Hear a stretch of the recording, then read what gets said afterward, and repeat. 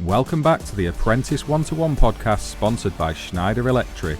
This week we have the NET speaking about the AM2 and other industry issues as they see them through their eyes. Get involved in the comments and let us know what you think. Welcome back to the Apprentice One-to-One podcast. It's me again, Mark, and I'm here with Jamie. How are you, mate? Oh, mate, yourself? I'm good, thank you. Cheers for jumping back on again this week. Unfortunately, Craig can't join us because he's otherwise engaged, but we've got a couple of star guests with us this week from NET. So we've got Darren Oates, who's been on the Apprentice One-to-One podcast way back when, right at the start. He's jumped back on again. How are you, Darren? Good, thanks, Mark. Yeah, very good. Jamie, yeah, all good, thanks. Very good. Good stuff. And we've also got Bill as making a first appearance with us here. He's jumped on to speak about NET as well. How are you, Bill? I'm very well, thanks, Mark, and hope you are too, Jamie. Yeah, welcome, Bill. I only come on here once, so watch out. Yeah, that's it. Once I get a few people to come and talk to me, you never get to escape. But we have got a few things we want to speak about with you guys in particular. There's been a few developments of late within the electrical industry around training and around AM2 as well. So I thought it would be a good time to delve into all of that and explain what some of those things are for the apprentices who follow along with our activities, and also to try and signpost them towards some of the awesome stuff that you have available for them. So I guess firstly, we should probably explain what NET is, what it does. If one of you two would like to pick up with that, and we'll go from there. Yeah, sure. Well, the thing with the NET is that what you've got to remember is that we're an assessment organisation and an industry charity. So that's, if you like, our two main roles. We're not a training provider or an awarding body. That's our main role. We're non-profit making. We do a lot of other initiatives within the industry. We get involved with Skill Electric, Future Faradays, and people often quite get confused with actually what falls within our remit. And on numerous occasions, we get blamed for many things that are totally out of our control. We already go over and above what an assessment organisation does. I mean, with our gateway checks, we monitor what's coming in to do our assessments. And what we try to do is uphold those standards and ensure that things are done properly. So vetting checklists to make sure that when an apprentice or a candidate actually comes to do one of our assessments, they're actually physically ready for it. So from that perspective, as we operate as a charity, what we've got to remember is that when we're doing the AM2S, which is an apprenticeship standard, a training provider can claim up to about 20% of the funding.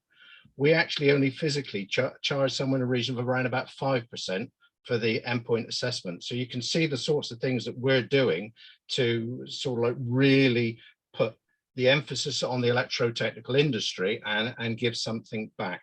A lot of other endpoint assessments through other vocational industries are significantly higher than what we charge for the actual endpoint assessment. It would point you then, Bill. What gives you this don't sound horrible. What gives you the right to do this endpoint thing? Because I don't know. Yeah, it's a bit of a historical lesson or history lesson, really. What happened is that all the we used to have time-served apprenticeships.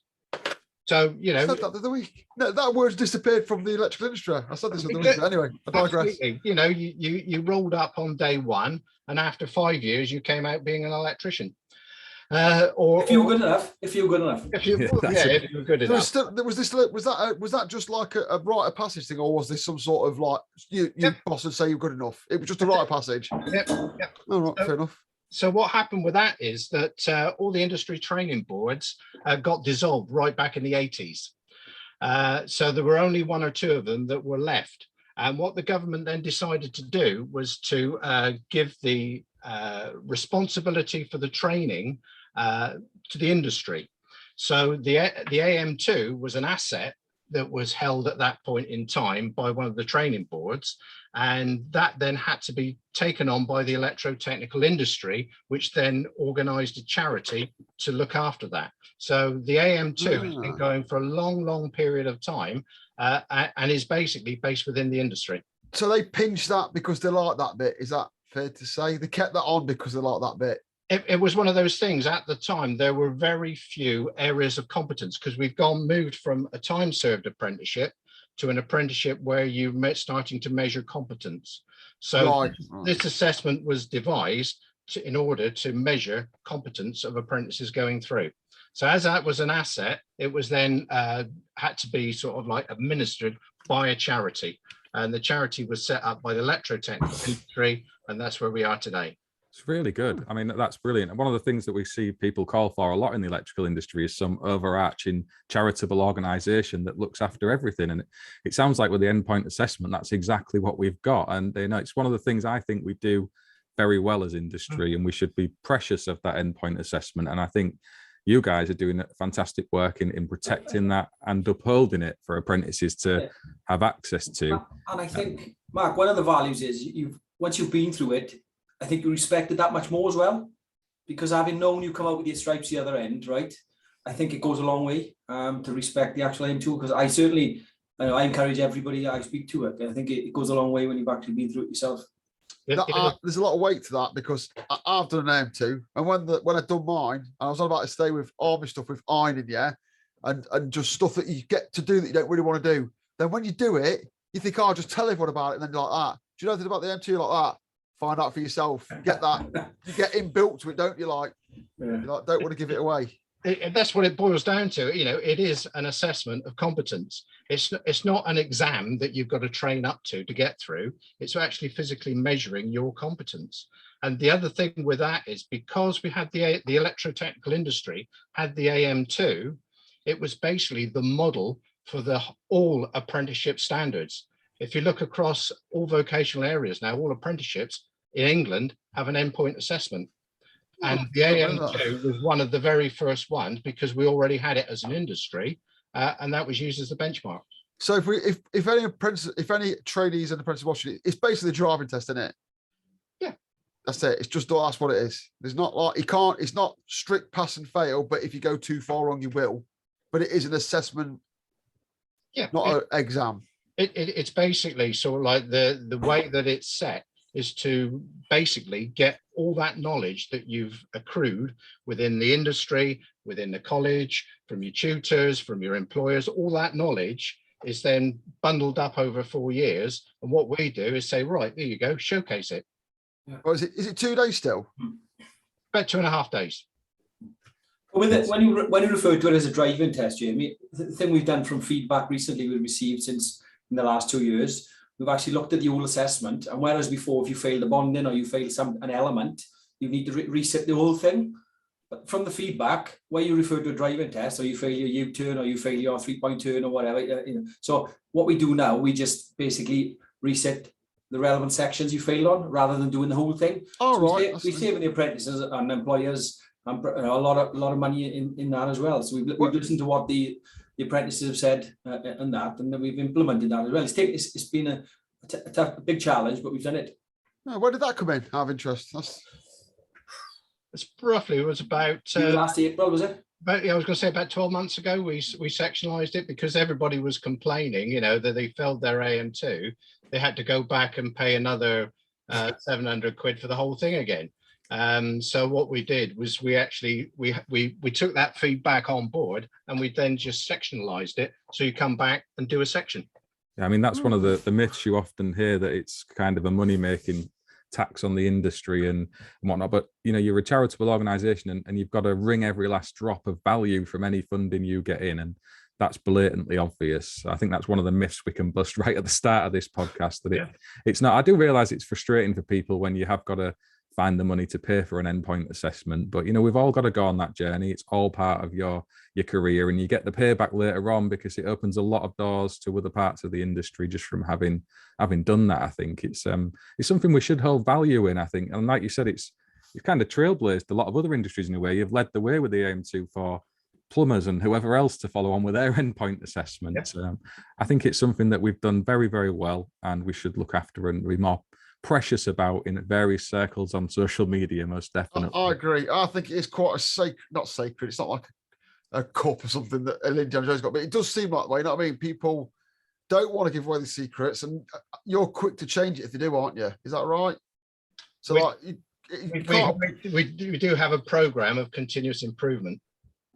Because it used to be a big thing when the AM2 changed. Is that not the case? Or is there small changes all the time? Or Yeah, small changes all the time. so there's no big like, here's the new AM2? Because I do believe that's how it used to be. Is that right or wrong? Yeah, well, there is a review on the way for electrotechnical anyway, but anything major, I mean, the one that's coming up quite soon is Amendment 2. What we did was when Amendment 2 came out back at the end of March, what we... Oh, we lost no. Bill at a critical moment.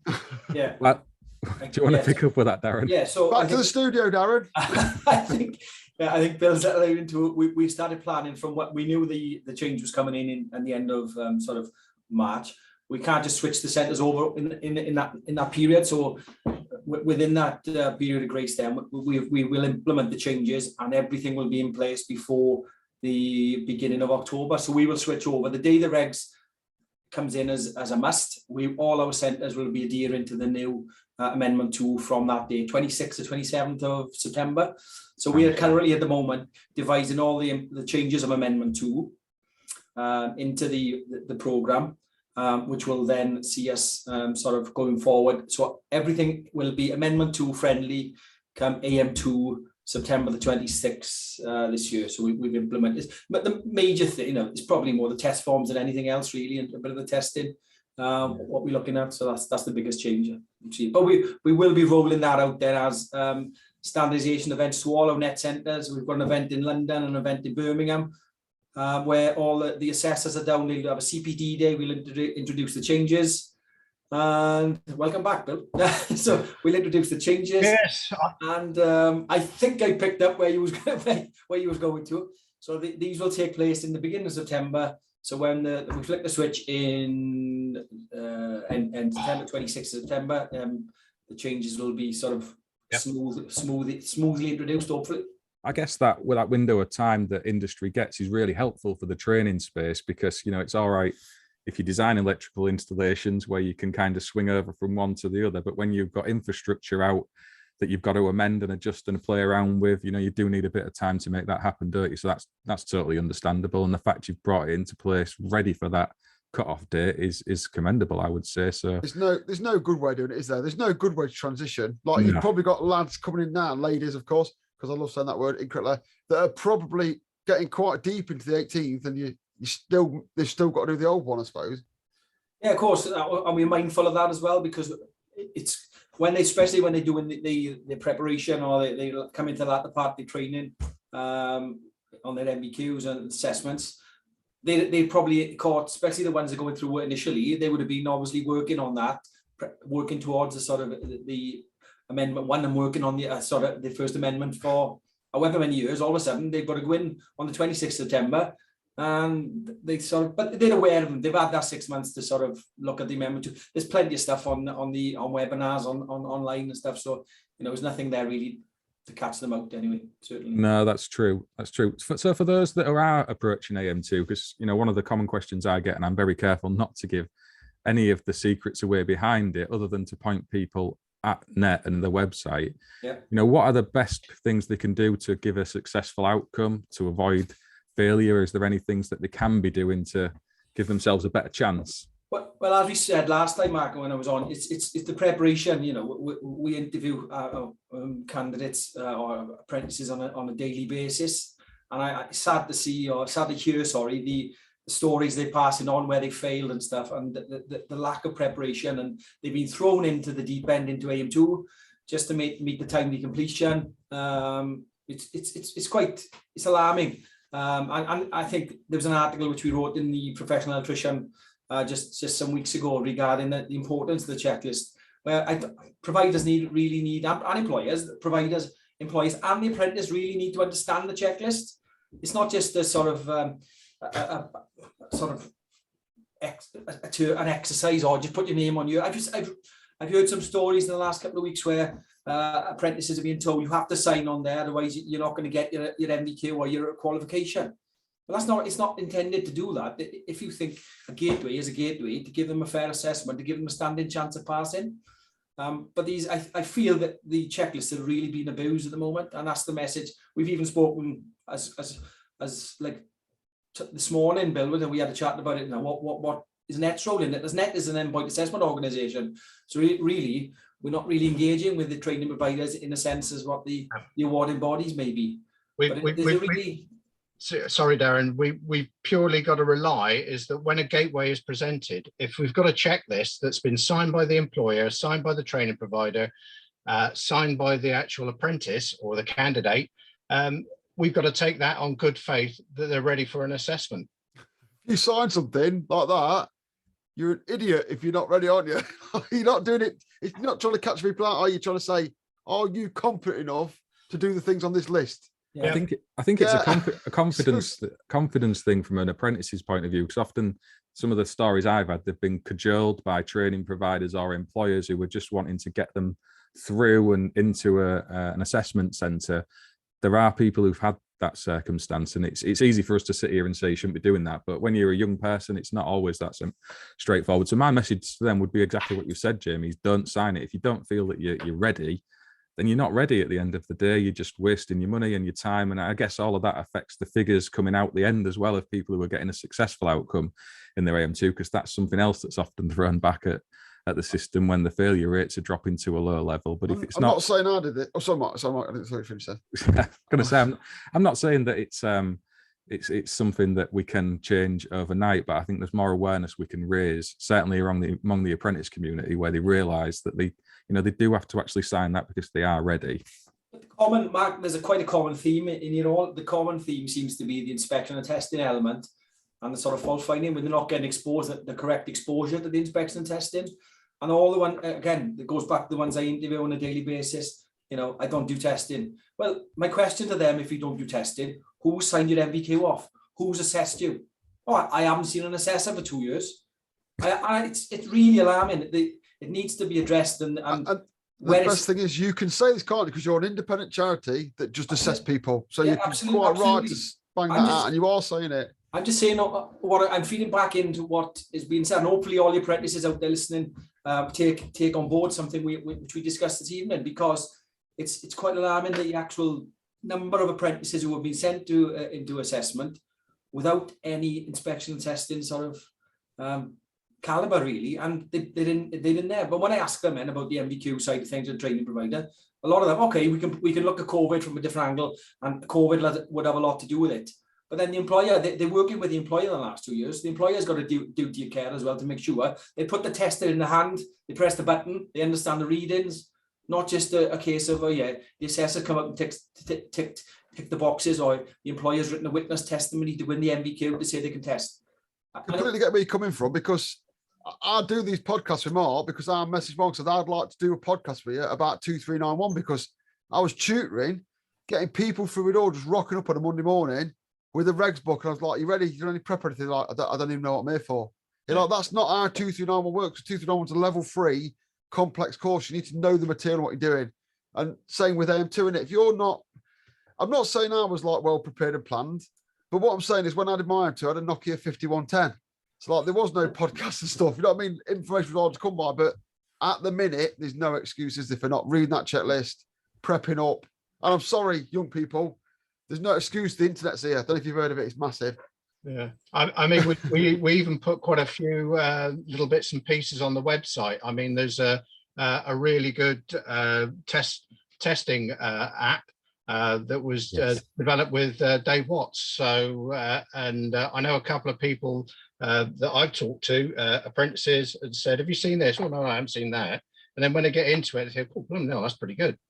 I've referred a lot of people to that app. It is really good. That it's not the same as getting out practically doing some testing, but it walks you through it very well, and it demonstrates it to give people, a point in the right direction, a brush up before they're going into the assessment. I love it. There's loads of other things on the NET website as well. There's videos you can go and watch.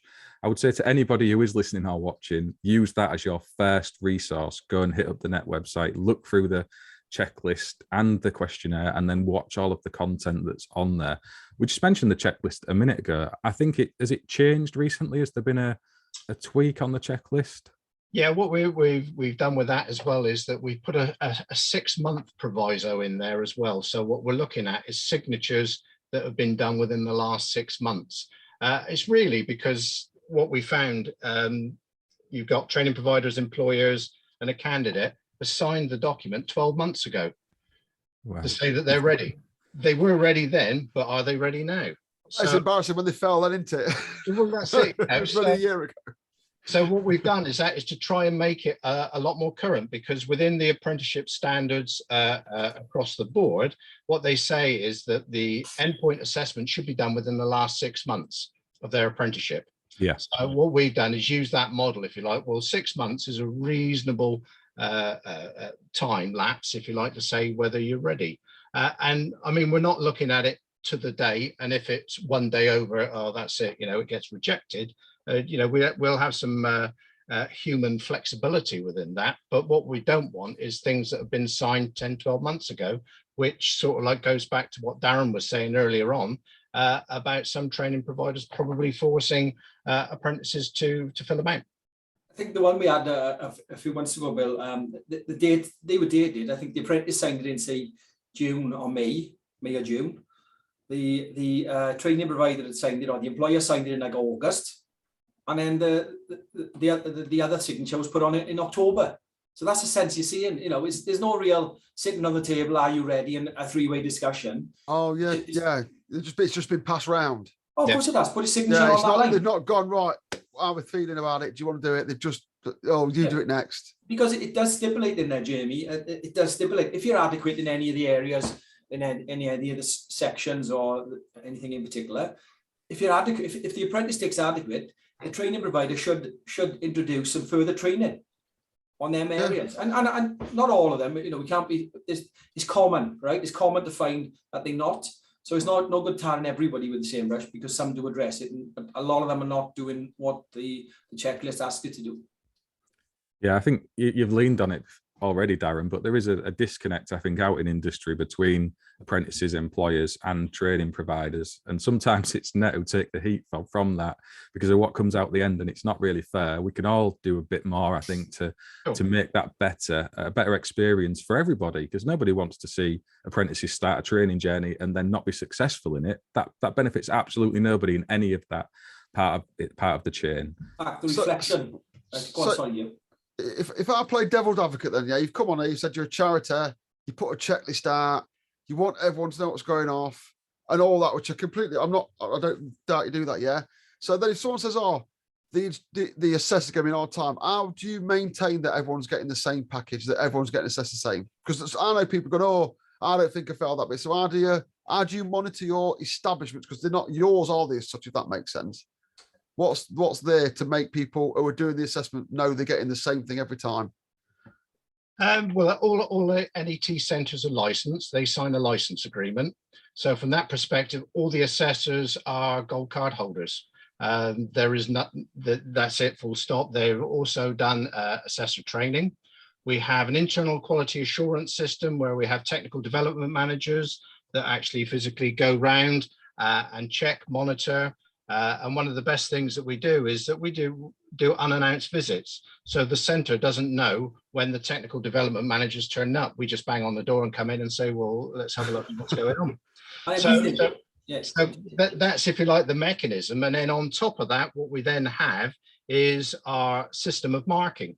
So I don't know if you want to talk a little bit about that one, Darren. Yeah, well, every sort of, all centres are kind of risk rated to our sort of, we've risk rated every single centre, okay, based on if there's a new assessor, in a brand new assessor, they'd be a high risk, right? So 100% moderation going on. So we've got full control of a centre, brand new centre, 100% moderation. We moderate more than any other EPA I can imagine, really, because what we'll do then, if the assessor's we're picking up on errors, we've got full control of every single assessment until it's signed off. Okay, so it's moderated. It got 5 days for the release of the result. So within that 5-day window of the candidate finishing the AM2, it sits with us. We will then we will then moderate a high percentage depending on where that centre sits, high, medium, or low on the RAG rating.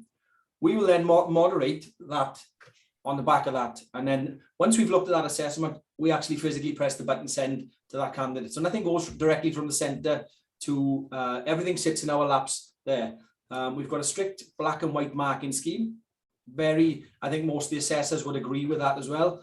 There's no ambiguity in the marking points. It's very black and white. Probably one of the best systems that it's even been sort of commended by the Institute for Apprentices. Institute for Apprenticeships, when we come under audit, they were taken aback with it, and they wanted to find out more about this marking system we use.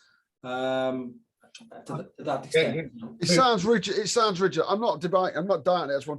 I want people who are going to do it to know, because I know it's rigid. Yeah. From the back room, you know what I mean? So I just want to put everyone's mind at rest. There's so much stuff on social media, and I think it's important to air the fact that I see a lot of it moaning and groaning about, I failed my AM2 because the assessment was this, the assessment was that. I can hand on heart say it's not the integrity of the assessment which why people are failing. The reason they're failing is a lack of preparation. And as soon as people wake up and hear this and see it, it's the lack of preparation which is causing them to fail. It's not the integrity of the assessment itself. Anybody in this industry who's got a worth about them and has a full range of experience on what we do would pass this assessment with ease. I'm wondering if I'd pass it still. I'm keen to try and have another go. Maybe we should give it a try, Jamie. And you know what? It's hard to mimic being scared in it. And I think if I tried it, well, I think you do make stupid mistakes when you're terrified. Yeah. So like the pressure would be on. And I appreciate the pressure on for learners as well.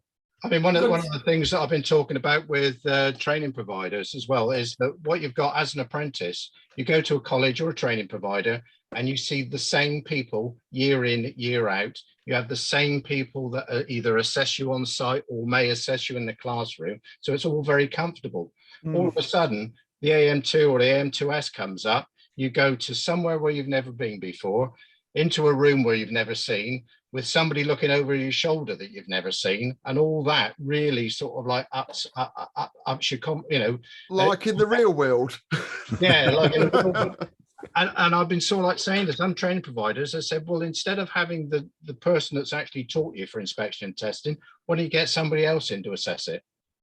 Yeah, so they've got. Yeah, I think it's commendable, because like when I used to do teaching 2-3-1 stuff, I enjoyed working with people all week and having a crack with them and that, but you do get a little bit chit-chatty, don't you?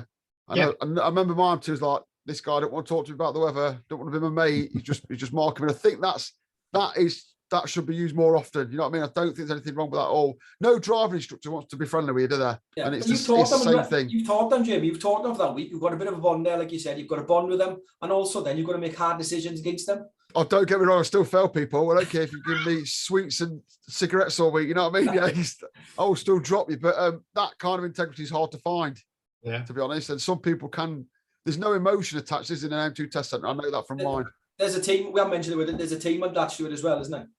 Oh, what, sorry? Attainment.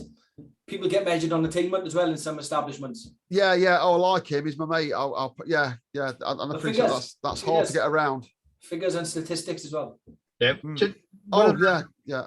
One of the things I just want to put back in there as well about the assessments with AM2 and AM2S. One of the things that the assessors do, if a candidate doesn't achieve the criteria, an image is taken. So if a candidate appeals, from our perspective, when we go through the appeal process, we have that evidence to actually physically see whether or not that appeal is either upheld or denied. How long's that been the case? Is that since digital photography became more available, is it? Or did you take photos or? No, it's because the marking is all done via iPad. Right. So the assessor actually goes through, he puts a mark in, and as soon as he puts a mark in saying no, then the system will actually remind him to take show me why. Yeah, to take an image, and they take an image, they can annotate that as well. So that then gets put in parcel with their assessment. So from an appeals perspective in the future, if you suddenly think, well, I did rubbish at that, I'm going to appeal anyway. By putting in an appeal, we can instantly see whether it's right or wrong. Sounds like my last parking ticket, that does. It's accountability, isn't it? At the end of the day, you're saying you're visiting these centres in person and checking them out. You've got a scale of which ones are doing better than others or newer than others, rather than better or worse. And then you're doing all of the auditing digitally as well. And I know when I spoke to you last time, Darren, you were saying you've actually had a huge expansion of the NET outlets that are out there. You've kind of grown that massively. So it's quite a challenge you must have to keep on top of all of that. So fair play to you. And well, we mentioned that, one of the other questions I get a lot is from employers who are having difficulty finding a centre to get their staff into. I can think of a couple off the top of my head right now. I won't mention the names, but they've had issues getting their employees and learners into taking AM2. Is there any advice you could offer for people like that? Yeah, because the likelihood is, Mark, they're trying to get into the local centre. Definitely. So they try in the local centre, finding it full, and they can't get an assessment for 2 or 3 months. We know as an organisation, the flexibility in a lot of the centres in the surrounding areas of whichever location. So just because one centre is full, it doesn't mean that the centre within the next town is full as well. So we do a sort of due diligence regarding this number of slots available on a quarterly basis, and we publish them on the website as well. It'd be interesting to see how many sort of employers have tapped into that, or training providers, to see. But I think a lot of it's wrapped in with the contracts, service agreements they've got with the local training provider and that centre. But if they think outside the box and they're thinking of the apprentice's needs rather than their own needs, they could actually physically go in and book any other centre. But a lot of, bear in mind, like Bill touched on earlier, they get 20% of the endpoint assessment funding. So the funding, so the 20% goes to the endpoint assessment. There's money there which could actually pay for accommodation overnight to travel north of the country or south of the country. So these apprentices have not got to go to the local centre. They can actually go anywhere in the UK to actually undertake the test. Okay, so some of that funding can be used to pay for the accommodation and things. It's all to do with the endpoint assessment, yeah. Wow, I never realised that. So that's something I will share more widely on social media if that helps. How many centres is there nationwide?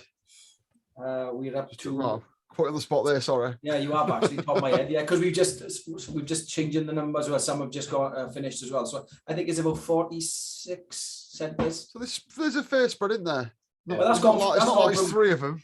That's gone from sort of 22, 20, 26 in the last 2 years as well, Jim.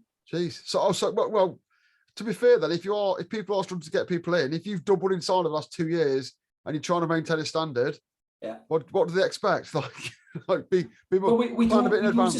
do sustain the standard as well, because any new centre comes on board, they've got a rigorous sort of hand-holding process up to the point they open, which we sort of guide them through the process. We visit the centre probably 3 times over the build. They're constantly in touch. They take videos for us to monitor, and we physically go face to face then 3 times during the build. And then the new assessor, if it's a new assessor going in there, they'll be monitored 100% by one of the TDMs, 100%. It's not just as I'm a net assessor today kind of thing. They let them hand. They babysat for the first probably 2 months or longer. You sold me. I mean, all this 3 to 3 visits, and you've got to follow the exact thing. You sold me at the fact when you said if someone makes a mistake and we mark them down for it, we take a picture of it. I don't think you can argue with that kind of data at all. No. So anyone that's saying, "Oh, I failed this," if that's how you do it, I don't think that's. Yeah. I'd struggle for anyone to argue with that. I think that's a really good system to have. We've mentioned that the appeals as well, but you also do feedback, don't you? I think from every assessment that's taken, every single person who's been through that get the opportunity to send you feedback on the process they've been through. Yeah, I mean, the feedback originally used to be done as part and parcel of the AM2 assessment. And what we found with that is that people would just tick some boxes in order to get out the door, because they've had enough. So what we've got now is an independent company that goes in and with professional researchers, and they go in via the assessments, and they send them a text in order to get their feedback. So that's done, if you like, independently of NET, but then that's fed back in. So we've got a third party that looks after the feedback side of things, and then the results of that are then fed back into the technical development managers and the rest of the organization. And any issues that we pick up on that could be the center, could be the I don't know, materials or things like that. Those sorts of things are then picked up on, and then that's put back in. I mean, as a result of that feedback, like Darren alluded earlier, we actually split the AM2 into sections because of feedback. We review marking points. There may well be a a candidate that's failed a particular, or a large number that have failed a particular marking point, we'll go back in and have a look at that. The materials is one, and every AM2 centre, people complain about materials. It's one of those things. As an electrician, you buy it from the wholesaler, you fit it once. Unfortunately, to have that in every single AM2 centre of new kit every time, we could treble the price of the AM2 just like that because of materials. So there are posters up there, and it's part of the induction that all the candidates are told if there is a piece of equipment that they're not happy with, or doesn't work properly, or is broken, shout at the assessor, ask for a replacement, and it will be provided. It may not be new, but it will be serviceable. That was the case when I did it, but people still moan about it, aren't they? Yeah. excuses. But just as well, just a little point when we were talking about quality earlier on, what you've also got to remember is NET as an organisation are monitoring the AM2, AM2S, AM2E, but we also have a responsibility of compliance and governance to the Institute for Apprentices. So we are actually monitored by regulation that have been laid down by central government under apprenticeships as well. So we have to do a 6-monthly report back to the Institute for Apprentices on how things are going. So it's not like somebody's just doing it ad hoc on the fly. You're very well regulated from the sounds of it. And the other thing, sorry, Bill, on the feedback is we encourage apprentices or anybody who goes into an AM2 centre, if there's anything deemed untoward or they think something's not quite right, report it to NET. There's a NET support line or direct report it to us. We can't be in every single centre across the UK 5 days of the week or 7 days of the week, whatever they function. So we encourage people, if there's anything you think is not going quite right or you think isn't, report it to us.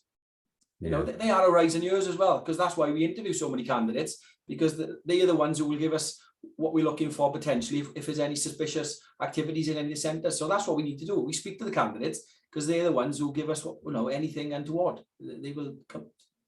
Yeah, I mean, who better to give you your feedback on at that level than the people going through the system? And the fact your ears open to that is commendable. So credit to you. And I do know from speaking with apprentices who've gone through that system recently, they've had that happen. The third party, I've got in touch with them to ask them for the feedback. And like you said, Bill, when I was in that process, if someone handed me a bit of paper, I'm just going to be tick, tick, tick, let's go home. So it makes perfect sense to try and get that information later on when it's going to have more value to you. It makes a lot of sense, doesn't it? So moving on a little bit, there's been the changes with the EAS document of late. Do NET have any views on that? Is there anything in there that you want to speak about especially? Well, from our perspective, we're not responsible for EAS. And as such, it's a totally separate committee, and the rights and wrongs of their decisions are not down to NET. It's basically a much wider industry committee that gets involved with EAS. But in terms of how that impacts on NET is that they're looking at a raising of standards and cutting out of shortcuts. So that has a knock-on effect to us as well. And from that perspective, one of the things that we are tweaking is the requirements for AM2. Because again, going back in the dim and distant past, because it was classed as an electrical competence assessment, anybody that went and did an AM2 was becoming an electrician. What we've now got is there are a lot of training providers out there that are doing technical certificates, short courses and other things and bits and pieces like that. And then they're trying to get into the industry via the AM2. So what we did was 2.5, 3 years ago now, we put a technical certificate requirement onto that in order to make sure that the AM2s were coming through that had a reasonable chance of understanding test and inspection, but we're tweaking it again into making sure that they're actually doing an MVQ type associated qualification as well with that. So it's all down to raising of standards. We're part of that process as well. We run an experienced worker assessment as well.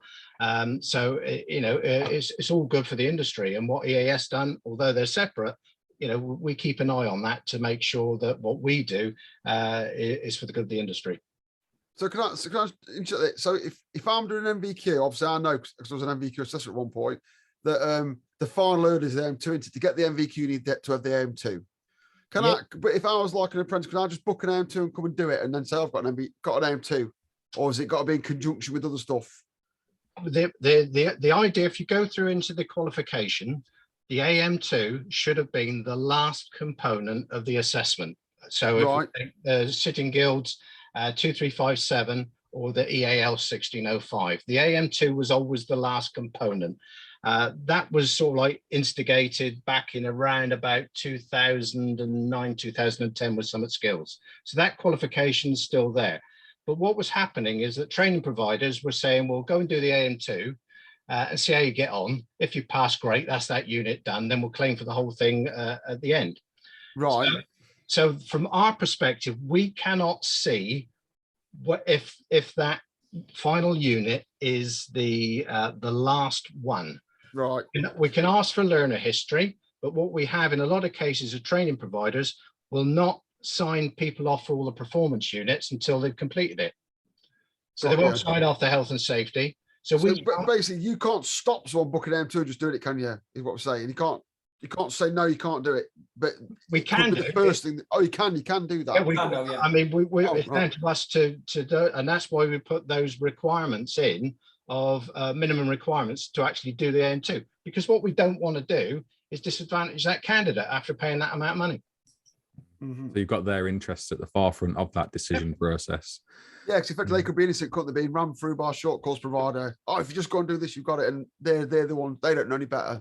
No. Yeah, I mean, it's commendable. The EAS stuff is good for industry as well, as you said, and that has impacted out into the wider system. And like you mentioned, the experienced worker assessment, and how that's getting a bad press in places as well. So there are these myths and things that build up. There's the new domestic electrician apprenticeship. I guess that's got a new endpoint assessment as well. That's going to be under your remit as I suppose.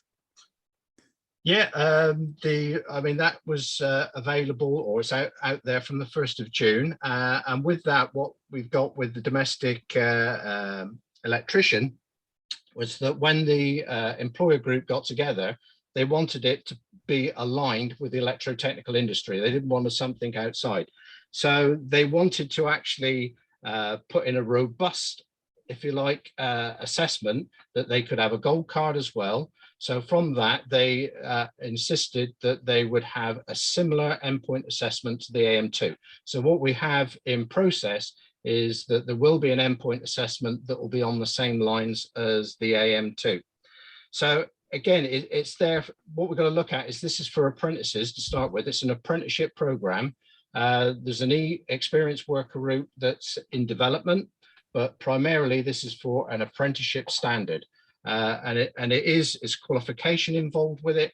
It's 3 years worth of study and site assessment. And then at the end of that, once that's been successfully completed, they'll have an endpoint assessment, which will be run by NET, basically because that then aligns then to the ECS gold card. So what you will have is a domestic electrician gold card holder. And it makes a lot of sense because you've already got the infrastructure and facilities in place and the know-how to manage a system like that. I mean, there are key differences that have been discussed out in industry at the minute, especially around three-phase, and the fact that that's not going to be part of the domestic electrician, or at the minute it's not. So I guess there'll be some sort of tweaks in and around that, I would imagine. From our perspective, the endpoint assessment is basically single phase. There, I believe, quote me if I'm wrong, Darren, but I think within the qualification, they're going to give a three-phase awareness. But at the end of the day, these are domestic electricians that are actually installing single-phase equipment. They're not getting involved with three-phase, although there may be three-phase available at the property. They'll have an awareness of that. But then what they'll then be doing is working on from the consumer unit onwards, and it'll be single-phase. So that's what we're looking at from the point of view of the endpoint assessment. Yeah. So it's the awareness, is it within the qualification which Sitting Guilds or EAL have integrated into their map, so that it's definitely been in their qualification. Yeah, and from that there is a Sitting Guilds webinar I think next week on the domestic electrician, and an EAL one coming up quite soon as well. and I'll find those and pop them in the description of this video if anyone wants to go and check those out, because I'll be doing that. It's one of those where it's new to all of us still. We're all kind of learning as it moves along, and I'm sure there'll be tweaks to that in the future. We've had these things where we're seeing the discussion about three-phase in domestic properties, and that's kind of the line that's been drawn in the sand for now. But that's not to say as time moves along, if we end up with a lot more domestic homes that have three-phase, that it could potentially be adjusted. But at the minute, it's in the minority still. It doesn't look like the direction of travel. I think we're moving more towards battery systems and solar generation, and that's kind of what that domestic electrician course is aimed at. And I guess the challenge for you is having a robust endpoint assessment that gives value in that. And, you know, we need to remember it's not a replacement of the traditional electrical apprenticeship. In my eyes, this is something that is replacing the short courses that have been in place for maybe 10, 15 years, the people who went to work in the domestic sector. So I think having that more robust endpoint assessment for them and better training is all a good thing. Yeah, I think I'm definitely a supporter of it, as I've shared on social media. It's got to split. There's a reason why you take your car to a car garage and your lorry to a lorry garage, isn't there? Because they don't mix. Same with houses and other forms of electrical stuff. It's got to split because it's getting too large to cover, I would say. It's an enormous industry. It also goes, the reality of it is, you know, we got people complaining about the pass rates in different AM2 centres, and I think the reality is, and I might have mentioned on the last podcast, Mark, you know, we have got a percentage of domestic electricians or apprentices out there.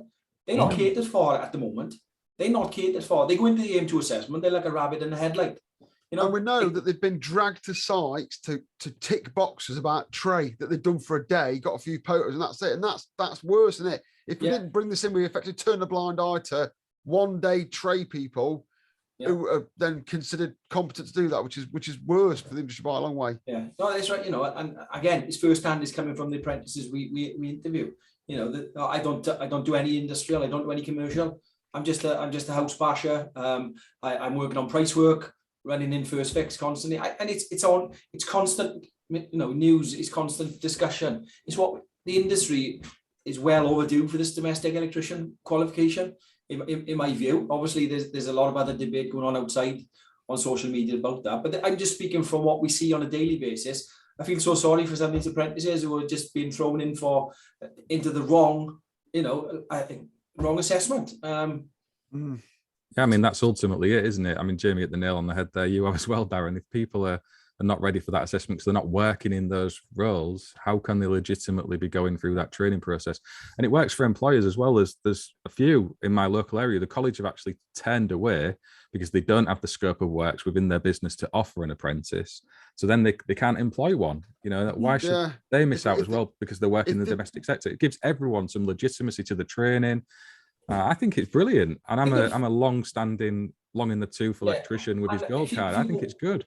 Yeah, and if you go on a lot of these websites now, if there's no call for what is coming, what is the future with the domestic electrician, you know, you go on any website from an electrical training company, and they offer domestic installer, domestic electrician training courses. So how are there so many of them about? We're saying that we don't need the domestic electrician, yet all of these providers are possibly jumping on the back and piggybanking on something which, oh, we don't need the domestic electrician.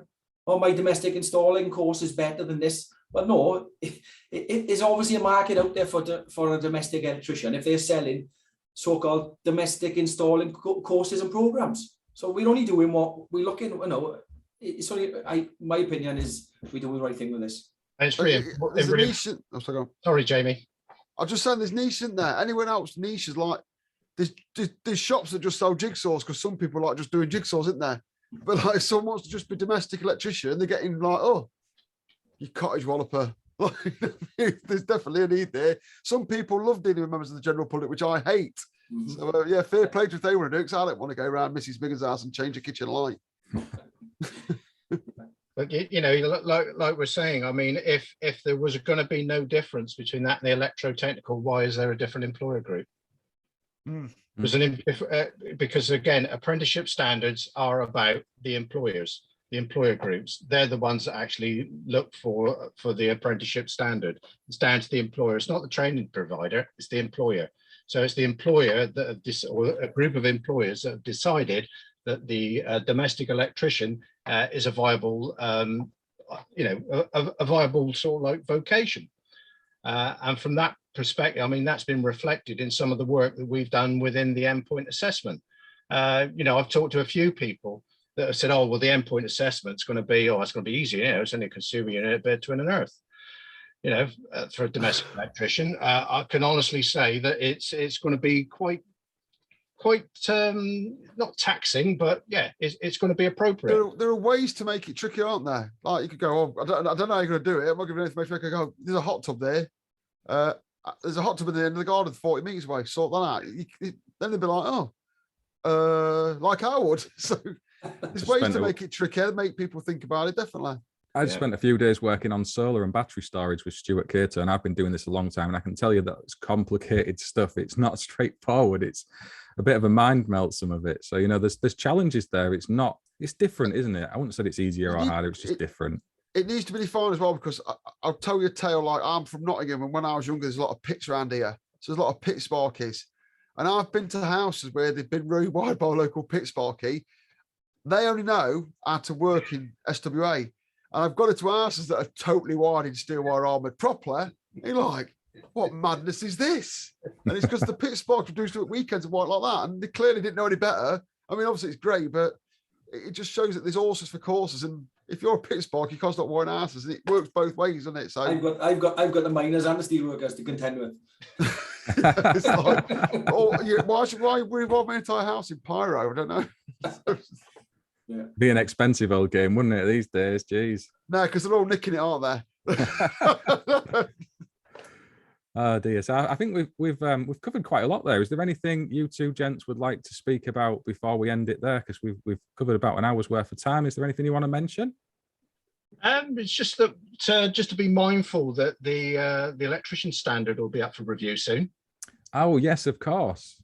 So that's in progress at the moment with the root panel. So, you know, we'll be looking forward to seeing what the developments are with that.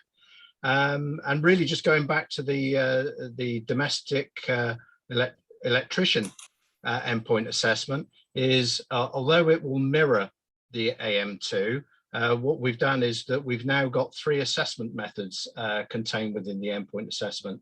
So not only will they have a build, an online examination, but there's also now some scenario-based questions, so like a little bit of a technical interview.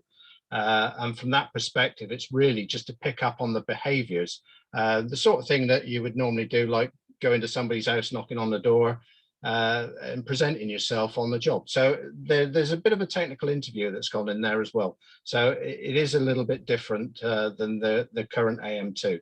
But then, of course, we don't know what's going to happen with the new one as well. Like I say, that must make it longer then, does it? Is it going to be longer than 2.5 days? Is this new one, or domestic one? 3 days. 3 days. Okay, so there's, you know, it's actually going to be a longer process, maybe not an easier one after all. So that's interesting. Yeah. And why not? Yeah. Exactly. And like you say, we know that there is work going on in the background around I call it the traditional electrical apprenticeship. It's probably the wrong terminology, but there's work going on there to change all that. And like with Amendment 2, you're going to have to react to that, I guess, and whatever it says is needed, potentially adjust what you're doing based on that for the future. Yeah, I mean, any apprentices that are watching this video that have got an AM2S or an AM2 booked, or if it's an adult that's got an AM2E and they've got them booked after the 26th of September, be mindful that they will be using the new forms for inspection and testing. Brilliant. Is there anything you want to add, Darren? Yeah, it's a reminder as well for the apprentices listening regarding the checklist. Is something I feel strongly about. Just to contact NET if there's anything untoward, or feel they've been the hands twisted or the hands behind their back going into the checklist. Please inform NET or inform. And I think Bill, there is an IFATE complaints line as well. I think they can report a funded apprentice, of course. There's an IFATE complaints line if they feel they're getting pushed into something they're not ready for. Yeah, it would be through the ESFA as well. ESFA, to speak to someone about that. Because I think at the end of the day, with the domestic electrician and what we do, and as passionate as me and Bill are, you know, we're all working for the common goal of raising the standard in the industry. You know, and that's what we all strive to do. You know, we take a knock in, you know, things we see on social media, just got to turn a blind eye to it, because, you know, we're doing it with the best intentions for the good of the industry and nothing else. No, credit to you. And, you know, for people who are knocking you, I think they need to give their heads a wobble a little bit. But I'll pop the links to the description in the description for the City and Guilds webinar that Bill had mentioned, and for the complaints line, and all of the net links as well for the website. So they'll all be in there. Anything you want to add, Jamie, before we leave this one? Yeah, if you ain't got an AM2, don't start knocking it because you've got zero experience in doing that, have you? This is a sacred thing. I've done mine. Yeah, I did a proper apprenticeship. I got a lot of time for AM2. I think having an endpoint assessment's good. I think moving with the times, but yeah, there's a lot of people slagging stuff off, and they ain't got a clue about it. But what else? How else do you at the end? If it was follow the proper apprenticeship, if you did this on-site work, you did the training, you did the AM2, and you did it at the end like you're meant to do, people won't mail. And I know you're not going to use this as your slogan, but you should be proud to fail people that aren't ready. There's nothing wrong with that at all. If you fail it, you should accept it and crack on and learn what you need to do.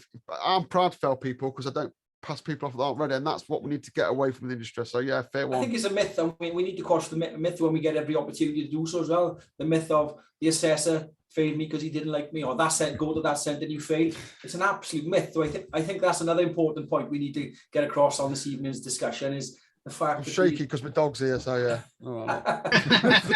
he agrees, yeah. He's coming to me, yeah. But I'm glad that's all you were doing. Sorry. I've never heard a bad word said about NET and the M2. I don't think I will, and even I coming in tonight, I don't care about this stuff, if that makes sense, because I've done mine. But obviously, I asked some questions like, "Are you making sure this?" And all the answers were good. And I think it's a rigid process. And yeah, thanks for coming on, even though I normally swear a lot, which I haven't done this episode. Oh, well, you, Jim. Thanks. Listen, it's 8:30 at night on a Tuesday evening, and you two guys are giving up your time to come and speak about this to help apprentices. I think you should get great credit as a you're not a company, a charitable organisation, for what you do for the industry. I'll definitely keep supporting you in any way I can, and yeah, just keep up the good work. Really, like I said, I'll point everybody at the links in the description for everything we've spoken about in the podcast. Big thanks again to Darren and Bill for coming on to speak with us, and to Jamie as always. Until the next one, we'll see you then. Yeah, cheers, guys. Thanks. Cheers. Thank you for listening to the latest episode of the Apprentice 1-to-1 podcast, sponsored by Schneider Electric. Please like and subscribe to the channel, get involved with the comments, and we will see you on the next one.